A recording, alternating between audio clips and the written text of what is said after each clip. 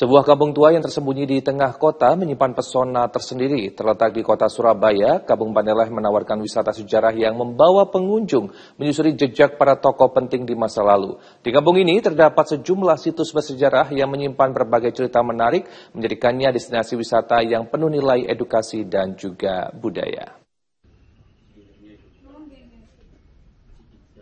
Di Kampung Paneleh terdapat sumur tua yang dikenal sebagai Sumur Jobong. Sumur ini dipercaya sudah ada sejak zaman Kerajaan Majapahit.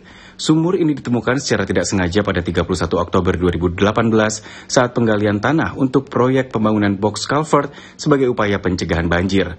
Namun saat itu ditemukan sumur pada kedalaman 2 meter dan tulang belulang di sekitar lokasi sumur. Berdasarkan fragmen tulang yang ditemukan dilakukan tes DNA. Hasil penelitian menunjukkan bahwa tulang-tulang yang ditemukan sesuai dengan beberapa penduduk asli di daerah ini. Fragmen tulang dan keramik dipajang sehingga pengunjung dapat melihat peninggalan bersejarah tersebut.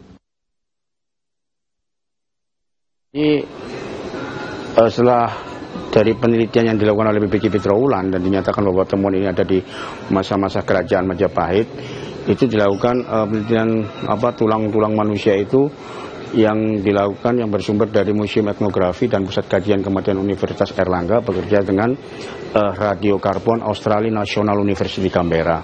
Dari hasil penelitian itu angka usia kehidupan tulang-tulang yang ada di area sumur ini ternyata di tahun 1430 sampai 1608. Di kawasan Paneleh juga terdapat rumah kelahiran Soekarno Sang Proklamator. Pada 6 Juni 1901, Bung Karno dilahirkan di sebuah rumah sederhana di Jalan Pandean Gang 6, Surabaya.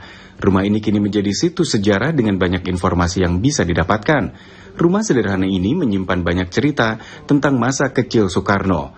Di dalam rumah ini terdapat beberapa barang peninggalan dan foto yang menggambarkan sosok Bung Karno beserta keluarganya. Perjalanan hidup keluarga Soekarno juga disajikan melalui video mapping dengan teknologi augmented reality. Bung Karno mengontrak selama 6 bulan di sini, lalu dititipkan oleh ayahnya kepada sahabatnya, yaitu HOS Cokro Aminoto.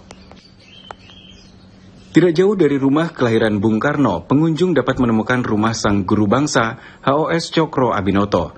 Di rumah ini, HOS Cokro Aminoto mendidik sejumlah tokoh besar di Indonesia, termasuk Soekarno, yang menjadi Presiden pertama Republik Indonesia.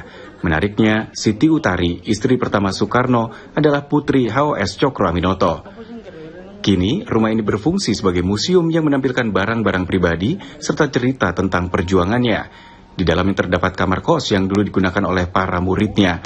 Museum ini menyimpan berbagai peninggalan sejarah yang berkaitan dengan aktivitas HOS Cokro Aminoto dan murid-muridnya.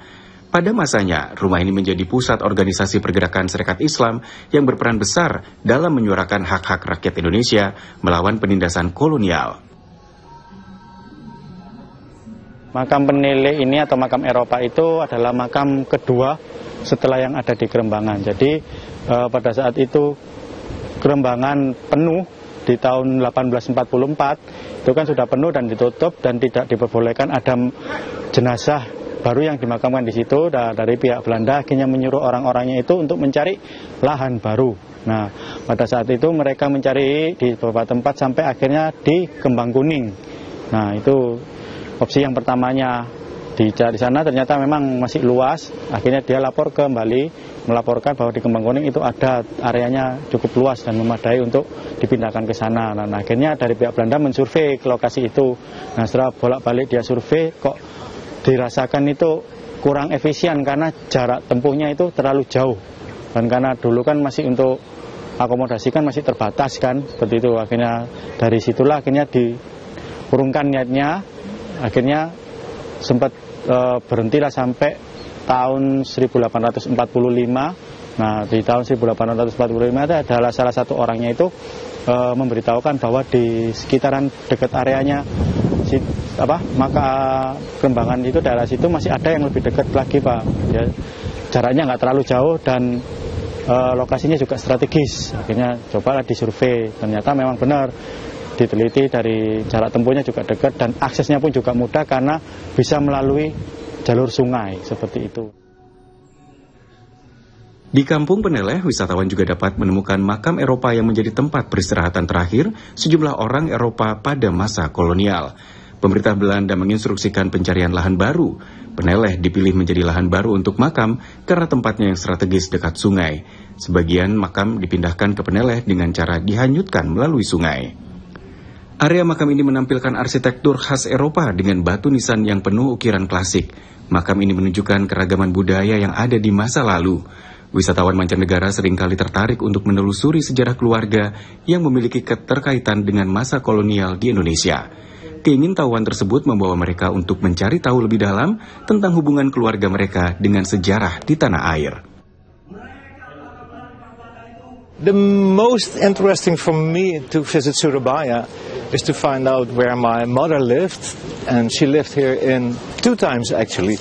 In 1937, when she was only 8 years old, but then she moved after 2 years to another place in Indonesia. And during Japanese occupation, she also lived here in Gubeng area.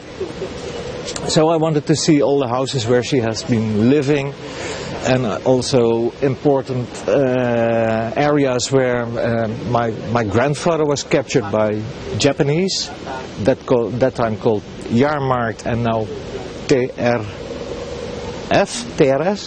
I forgot the name, but there's now only one big shopping mall. My uncle was captured by the Indonesian Pemuda, and he was brought to what is called in the Dutch language Van der Werf gevangenis, and now Kali Osok. Yeah. So I visit all these places and then just see the big cemetery in the Erevelden, Kembang Kuning, and now visiting this one. Also take a look at the harbor and keliling. So that's why I'm in Surabaya. Kampung Peneleh di Surabaya merupakan kawasan bersejarah yang menyimpan banyak cerita, dengan situs-situs bersejarah seperti Sumur Jobong, rumah kelahiran Soekarno, rumah HOS Cokroaminoto, dan makam Peneleh. Pengunjung dapat menelusuri jejak peninggalan zaman dahulu, keunikan arsitektur, serta kisah-kisah menarik yang dimilikinya, menjadikan Kampung Peneleh memberikan pengalaman yang mendalam bagi wisatawan yang ingin menelusuri sejarah Indonesia.